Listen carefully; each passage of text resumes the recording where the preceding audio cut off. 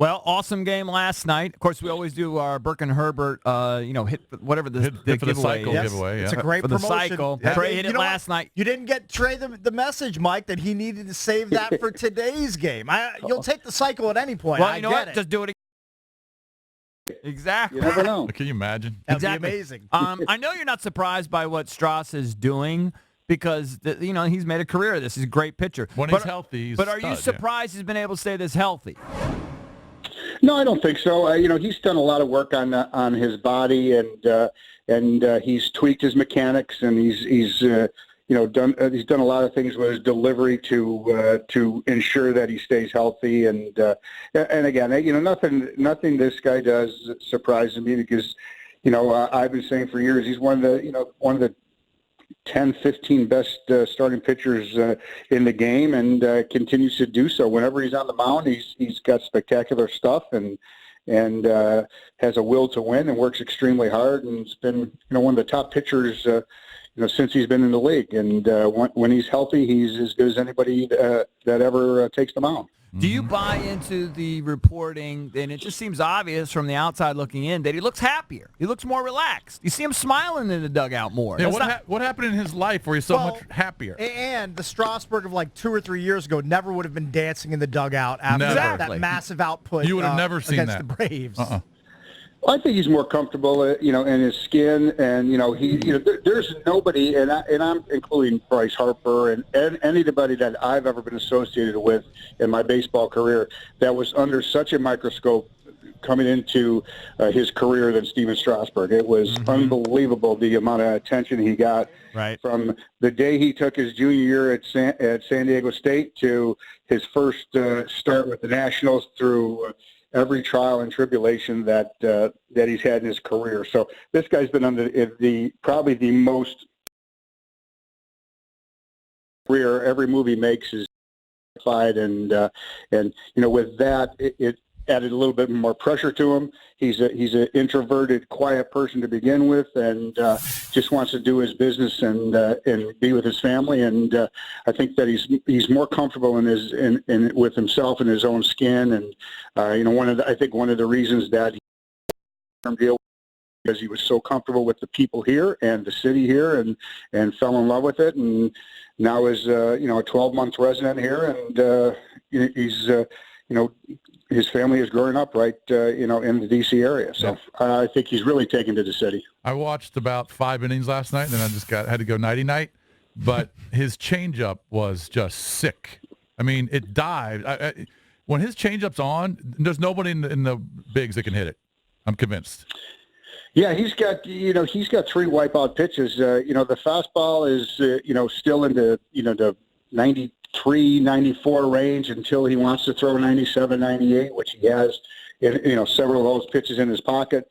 He's got a devastating curveball and a wipeout changeup, and it's, he puts them all together. He throws strikes. He's got good poise on the mound. He's a sneaky good athlete, can really hit, and he's really learned to control the running game and to vary his moves to first base and to the mound, and has really become an all-around pitcher that helps contribute to wins in many, many ways. And he's got the propensity to put wins on the scoreboard, and you look at his record, and I know the win stat has been kind of negated in the last recent statisticians in the analytical world, but this guy wins a lot of games, and that tells me he's on the mound a lot and helps his own cause by being able to handle the bat, controlling the running game, fielding his position, and having wipeout stuff. We're in the clubhouse with Mike Rizzo from the Washington Nationals. Your heart has to go out to Ryan Zimmerman, back on the IL with the foot issue. What's the latest on him?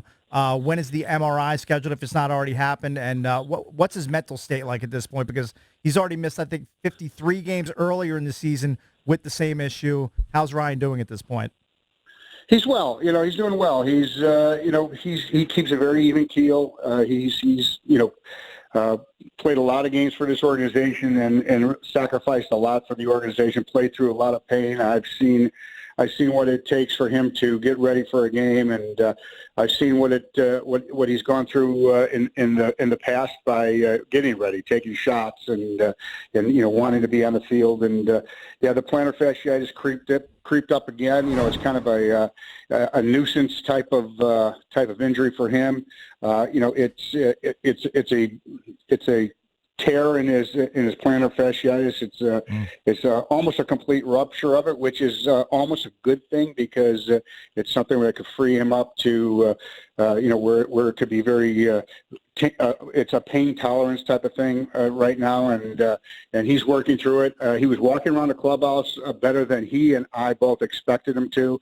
So we're thinking that it's not going to be as long as the last time that he was on the disabled list, and we're looking forward to getting him back. And I don't want to put a timetable on it, but we believe wholeheartedly that he'll be helping us sometime this season, and we're not sure exactly when, but hopefully sooner rather than later. Is that an injury that at the end of the year in the off season you have surgery to repair it, or is that something that just has to heal on its own?